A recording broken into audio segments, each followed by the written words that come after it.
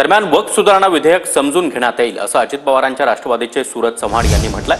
विधेयकामध्ये त्रुटी आल्यास दुरुस्त करण्याची मागणी देखील आम्ही करणार असल्याचं त्यांनी सांगितलंय। विधेयकाबाबत पक्षाची भूमिका उद्या मांडली जाईल असं देखील सूरज चव्हाण यांनी स्पष्ट केलंय।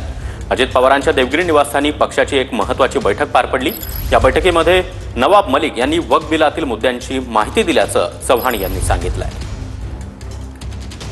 राष्ट्रवादी काँग्रेस पक्षानं नेहमीच राजकारण जे केलेलं आहे, समाज हिताचं राजकारण केलेलं आहे।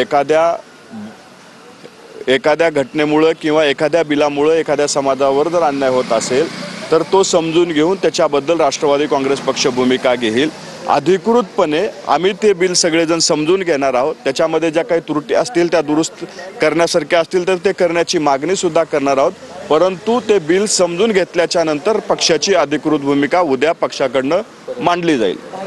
राष्ट्रवादी काँग्रेस पक्षाची भूमिका हेच आहे की ते बिल पूर्णपणे समजून घेऊन त्याच्यावरती प्रतिक्रिया द्यायचं ठरलं।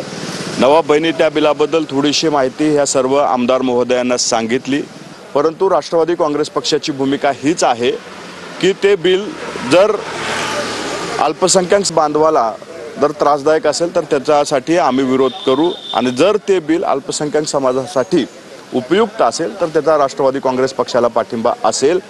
आमचे राष्ट्रीय कार्याध्यक्ष खासदार प्रफुल्ल पटेल साहेब, त्याचप्रमाणे लोकसभेतील खासदार राष्ट्रवादीचे प्रदेशाध्यक्ष सुनील तटकरे साहेब, या तिघांची आता चर्चा होईल आणि राष्ट्रवादी काँग्रेस पार्टी उद्या सभागृहामध्ये लोकसभेमध्ये ज्यावेळेला ते विधेयक येईल त्यावेळेला आपली भूमिका तिथे स्पष्टपणे मांडेल।